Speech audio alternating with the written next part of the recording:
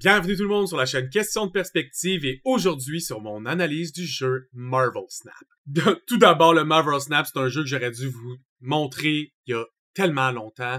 Le jeu existe depuis, je pense, bientôt 1 an. Puis c'est un TCG, donc l'équivalent d'un trading card game, un jeu dans lequel on collectionne des cartes qu'on peut utiliser pour faire des decks et ainsi compétitionner contre d'autres personnes pour soit leur casser la gueule ou se faire casser la gueule.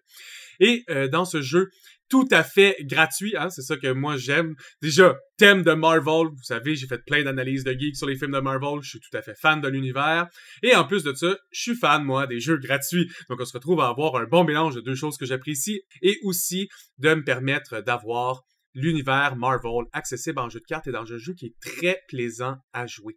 C'est ce qui termine un peu les tags, hein. J'ai pas de prix à dire, il est gratuit, le jeu existe depuis 1 an. Je dirais que la majorité des gens qui ont joué trouvent que le jeu est very positive et donc on va se lancer sur les images. Donc quand vous rentrez dans Marvel Snap, voici le menu. Vous pouvez jouer sur l'ordi ou sur votre cellulaire, ce qui est une bonne option pour ceux qui veulent les deux. Moi, j'aime bien pouvoir faire les deux personnellement. Quand je suis à mon ordi, je joue à mon ordi. Mais si je suis en déplacement, je peux aussi jouer sur mon cellulaire. Et on se retrouve à avoir un jeu de cartes qui est beaucoup plus rapide que tout ce que vous avez joué auparavant dans votre vie. Évidemment, si vous avez joué à Magic the Gathering, Yu-Gi-Oh!, Pokémon, Digimon, Dragon Ball, tous ces jeux de cartes-là, et j'en passe tellement. Ces jeux de cartes-là ont tendance à durer autour de, je sais pas moi, une quinzaine de minutes ou 10 minutes la partie, dépendant du temps de réflexion des joueurs. Dans Marvel Snap, on a uniquement 6 rounds dans le jeu, et les gens ne jouent pas un après l'autre, on joue simultanément. Donc, il n'y a pas d'avantage à être premier ou à être deuxième. Le seul avantage, c'est est-ce que tes cartes sont reveal en premier ou sont reveal en deuxième, mais ils sont joués en même temps. Tu peux pas avoir l'avantage de savoir qu'est-ce que ton adversaire a joué pendant ce tour. Tu dois jouer et tu vis avec les conséquences. Ça, c'est quand même très intéressant. Avant de me lancer plus dans les mécaniques du jeu, je vais vous parler un peu des menus. Vous avez le main menu qui vous permet tout simplement de lancer la partie. Donc, pas grand-chose à savoir d'autre là-dessus, autre que dans le main menu, on retrouve aussi les quêtes. Les quêtes vous permettent de récolter les crédits. Les crédits vous permettent de faire évoluer vos cartes et faire évoluer vos cartes dans ce jeu-là. Évoluer les cartes, c'est dans leur design et dans leur art et non dans leur puissance. Donc, quelqu'un qui est collection 50 000 n'a pas vraiment un avantage contre moi qui est collection 5 000, autre que peut-être 3-4 cartes que j'ai pas. Hein, ou qui va avoir les nouvelles cartes qui viennent tout juste de sortir, alors que moi, ça va peut-être me prendre 2-3 mois les avoir. Dans le menu collection, vous allez avoir toutes vos cartes et toutes vos decks. Vous avez aussi l'option de créer des nouveaux decks. Je pense que vous pouvez avoir jusqu'à 20 decks de créer en tout temps. Donc, vous pouvez avoir une multitude d'archetypes différents à votre disposition sans avoir à en déliter constamment. Sans avoir besoin de bouger beaucoup, dans la collection, on peut voir ici que Wasp, ma carte de Wasp, elle a atteint une bordure mauve qui s'appelle Infini. Et lorsqu'on atteint cette bordure-là dans Marvel Snap, on peut avoir un doublon de notre carte, mais avec un background différent. Donc le premier, c'est toujours un background un peu fluorescent. Et on doit recommencer à faire évoluer les borders. Donc vous pouvez ainsi toujours évoluer puis gagner de l'XP dans ce jeu-là. C'est pas par le nombre de cartes que vous avez. Vous pourriez avoir une seule carte. Bon, vous pourriez pas jouer avec une seule carte, là, mais c'est pour l'exemple. Et juste évoluer que cette carte-là uniquement parce que c'est la seule que vous aimez évoluer, puis vous seriez quand même capable de continuer à upgrader dans le jeu puis continuer à débloquer des choses. L'autre aspect que je trouvais le fun dans la collection, c'est quand tu cliques sur une carte, tu as toutes les variantes et les designs que vous avez de la même carte, parce qu'un autre aspect le fun du jeu, là, c'est un jeu gratuit, ils font beaucoup de leur argent avec les gens qui mettent l'argent réel dans le jeu pour pouvoir acheter directement le design de carte qu'ils veulent, mais vous pouvez aussi en débloquer avec vos upgrades de temps en temps et avec les Battle Pass. Donc, quand vous en avez des différents, vous pouvez choisir quel est votre favori. Ça les change dans tous les decks que vous avez déjà fait. Puis, si vous créez un deck dans le futur, ça va avoir tendance à prendre juste celle que vous avez déjà de favori. Fait que c'est fun de pouvoir voir toutes les variantes puis choisir ce que vous avez envie pour le moment. Donc, quand je vous parlais d'augmenter votre collection en augmentant vos cartes, c'est cette barre-là. Ça retrouve à être la barre infinie de collection level que vous pouvez aller chercher. Hein.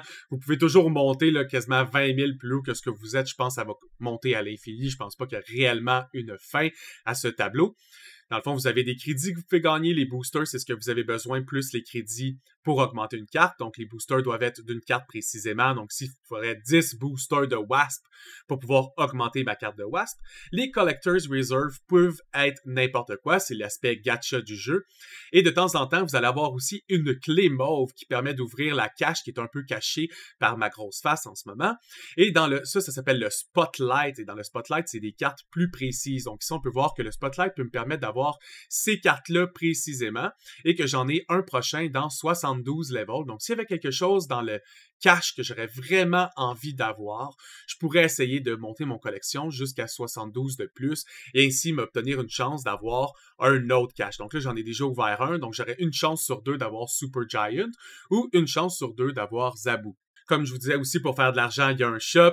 Vous pouvez farmer des gold, qui est un peu la monnaie que vous pouvez échanger contre l'argent réel. Vous en faites aussi dans vos quests, et vous en faites dans les quests de Battle Pass, et vous en faites de temps en temps dans les Collector's Reserve quand vous les ouvrez. Donc, vous avez plusieurs façons d'en avoir, mais comme un peu les jeux de cellulaire, si vous trouvez que c'est pas assez vite pour vous, puis vous voulez débloquer plein de choses, il y a plein de cartes qui vous intéressent, ben vous pouvez mettre un peu d'argent dans le jeu puis aller les chercher.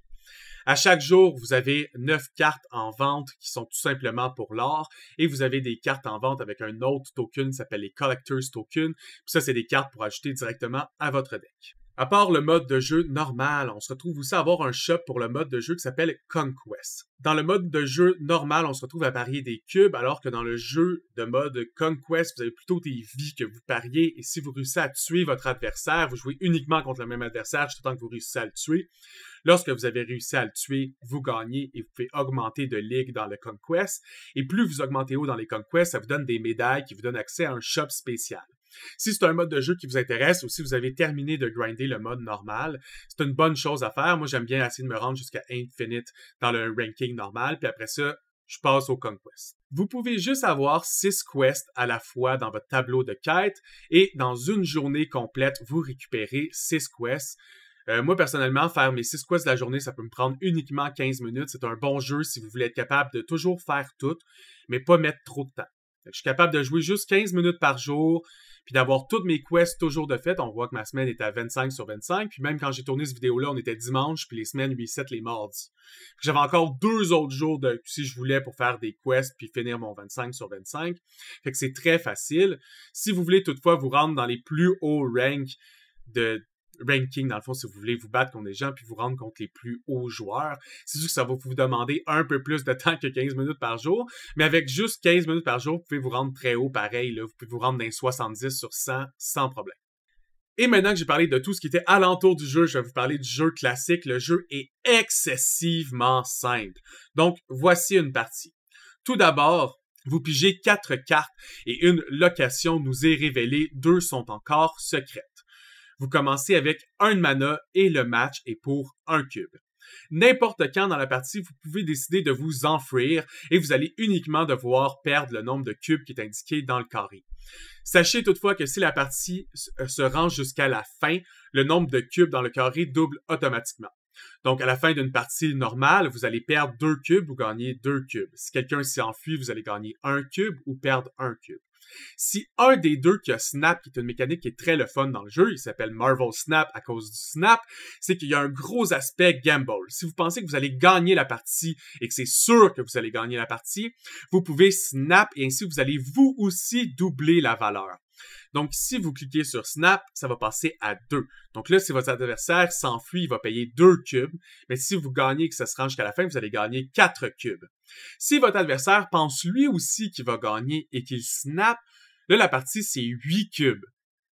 C'est là que ça devient intéressant, ça devient très dans l'aspect du gamble, c'est de savoir quand s'enfuir, un peu comme au poker. Si vous avez une main de marde ou que les locations qui sont révélées vont vraiment vous désavantager, ben c'est bon de juste s'enfuir, prendre le 1 cube de perte, puis aller en chercher 8 sur quelqu'un qui va avoir été greedy. Je disais aussi qu'au premier tour, vous avez 1 de mana, le jeu a 6 tours, et au 6e tour, vous allez avoir 6 de mana. Donc à chaque tour, votre mana augmente de 1. Évidemment, certaines locations et certaines cartes vont venir changer cette donnée, mais dans un match normal, c'est ainsi. Donc c'est bon d'avoir une certaine curve dans vos decks. Vous voulez avoir soit des 1 cost, 2 cost, 3 cost, 4 cost, 5 cost, 6 cost pour jouer à tous les tours, sauf si votre deck est prévu pour pas avoir à jouer à tous les tours, évidemment. Un autre aspect le fun du jeu, c'est comme c'est seulement 6 tours. Il y a juste 12 cartes dans un deck. Fait que si vous êtes habitué de jouer à des jeux avec 50 cartes, avec 4 copies des cartes que vous avez vraiment besoin dans votre deck pour être sûr de vouloir les piger, mais dans Marvel Snap, vous pouvez juste mettre une fois chaque carte. Fait que vous avez 12 cartes différentes, mais vous commencez avec 4, puis il y a 6 tours. Fait que dans une game normale, même si vous n'avez aucune carte pour piger des cartes, puis qu'aucune location vous fait pas piger des cartes, vous allez probablement voir presque toutes les cartes de votre deck à chaque tour et sans problème. Donc, premier tour, je décide de jouer Nightcrawler dans le Great Web. Le Great Web, c'est une location qui nous dit qu'à chaque tour, ça va bouger une carte jusque-là de toute façon. Fait que aussi bien la jouer là, anyway, elle va te bouger là si je la joue pas là. Lemuria, c'est une autre location, fait qu'à chaque tour, il y a une location qui se révèle pendant les 3 premiers tours. Nous disait qu'il n'y avait pas de carte reveal ce tour-là, donc nos cartes restent cachées. Je sais pas la carte de l'adversaire, c'est pas non plus ce que j'ai joué. La troisième location de cette partie va être la Mirror Dimension. Ça dit qu'au 4e tour, elle va se transformer dans une location, hein, fait que soit Lemuria ou soit le Great Web. Ça, c'est 3 locations là, parmi genre 40 ou 50 locations. Fait qu'il y a un gros aspect de gambling dans le jeu aussi. Puis c'est important de savoir quelles locations sont bonnes pour votre deck, quelles locations sont neutres pour votre deck, quelles locations viennent complètement nuire à votre game. Parce que si ça nuit trop à votre game, c'est important de retreat puis éviter d'avoir des grosses pertes. Donc, au 4e tour, je décide de jouer Shuri. Shuri va venir doubler la valeur de force de la prochaine carte que j'ai jouée. Et là, je pense que j'ai quand même des bonnes chances de gagner, mais pas assez bonnes pour venir snap parce que j'ai 2 cartes ici qui peuvent bouger où que je veux au dernier tour. Donc, même si le Great Web nuit, ça fait que la majorité des cartes vont se retrouver ici dans la même colonne, mais moi, au dernier tour, j'ai la possibilité d'en enlever 3. Parce que Nightcrawler bouge où je veux, Jeff bouge où je veux, puis Vision bouge où je veux. Puis en plus, Vision va être doublé sa force par la Shuri que je venais tout juste de jouer. Je trouvais que c'était le meilleur move. Donc, quand tu as fini de jouer, tu as un timer ici. Je pense que tu as 1 minute par tour. Un match complet peut juste jouer comme 6 minutes ou 7 minutes s'il y a 7 rounds. C'est pour ça que je dis que c'est très, très rapide. Puis même ça, c'est si quelqu'un décide de juste jouer en attendant la dernière seconde du timer. Parce que la majorité du monde, ça leur prend genre 10 à 15 secondes maximum jouer leur round. Fait que 15 secondes fois 6 rounds, les games, c'est comme 3 minutes, 4 minutes. Entre autres, dans mon vidéo gameplay, si vous voulez le regarder au complet sur mon autre chaîne, il dure 15 minutes total. J'ai joué 3 games, je passe tous les menus pour vous montrer les menus. Là. Ça va très, très vite. Fait qu'ici, je décide de finir avec cette composition de board. En ce moment, je gagnais juste au milieu, mais j'ai tassé tout mon milieu pour le perdre parce que Better Rebuild, je sais qu'il a la faculté de pouvoir doubler sa force. Je me dis, si jamais il pige son marteau puis qu'il se ramasse à 12 puis qu'il joue aussi là, c'est trop compliqué. Et j'ai bien fait parce qu'il a tout envoyé au milieu. Moi, j'ai plus rien du tout au milieu, ce qui me permet de gagner les 2 locations. Et ce qui est la dernière information qu'il fallait que je vous donne sur le jeu, comment gagner Marvel Snap? Tout simplement en gagnant 2 locations. Et vous gagnez ces locations par le nombre de points que vous avez total dans celle-ci. Donc, on peut voir qu'à la gauche, j'ai 23 contre 16, donc je gagne la location. Et j'ai 17 contre 9, donc je gagne aussi cette location. Quand vous gagnez la partie, vous avez le symbole Victory, vous gagnez les cubes de votre adversaire qui vont dans votre ranking et vous gagnez des boosters pour une carte en particulier que vous pouvez décider d'upgrader si vous en avez assez. Entre autres, l'autre, je montre que montrer Jeff en Infinity me permet de gagner 10 levels. On voit ce que 10 levels vient de me donner et on continue ainsi à jouer rapidement et à monter dans les échelons de Marvel Snap. Donc, c'est ce qui va finir cette vidéo sur Marvel Snap. J'ai plus rien à dire sur le jeu, autre que c'est un de mes jeux préférés de cartes que je joue en ce moment. J'ai même arrêté de jouer à Yu-Gi-Oh!, j'ai arrêté de jouer à Magic, la majorité des jeux de cartes que je jouais, j'ai arrêté d'y jouer, tout simplement parce que maintenant, je préfère jouer à Marvel Snap. On se retrouve à avoir un jeu que le méta change à chaque mois, parce qu'à chaque mois, il y a une nouvelle Battle Pass qui apporte des nouvelles cartes, qui vient avec un nouvel patch, qui vient buff ou nerf certaines cartes qui étaient populaires ou non populaires. Donc, les archétypes change assez vite. Moi, j'apprécie ça qu'à chaque mois, j'ai besoin de faire 2-3 nouveaux decks. C'est toujours le fun, c'est rafraîchissant.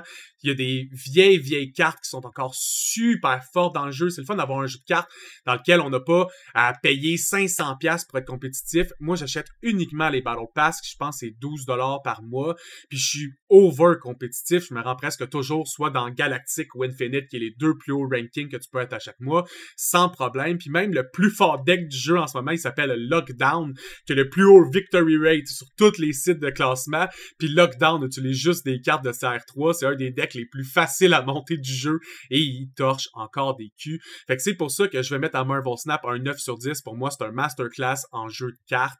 C'est un jeu de cartes qui vient pas vous voler votre argent, qui est là pour être le fun, il va être là longtemps, sa mécanique est complètement différente sur comment gagner, pas même gagner dans le jeu, mais aussi comment tu gagnes des cubes au lieu de juste gagner ton match. C'est complètement différent des feelings que j'ai en jouant Pokémon, Magic ou Yu-Gi-Oh! C'est un jeu dans lequel je me sens clairement en train de jouer quasiment une game de poker. Il y a des aspects de bluff. Des fois, tu peux jouer une carte suboptimale dans une mauvaise location pour que la personne pense que t'es moins bon ou que ton deck est pas exactement celui que toi tu joues pour essayer de mentir sur ton tour final. C'est fou le nombre de coups que tu peux faire dans ce jeu-là, puis le nombre d'affaires que tu peux apprendre pour t'améliorer. Le jeu est très, très satisfaisant et c'est pour ça que je donne un 9 sur 10. Allez le downloader, il est gratuit, puis au plaisir de vous affronter dans le leaderboard. À plus tout le monde, puis sur une autre vidéo.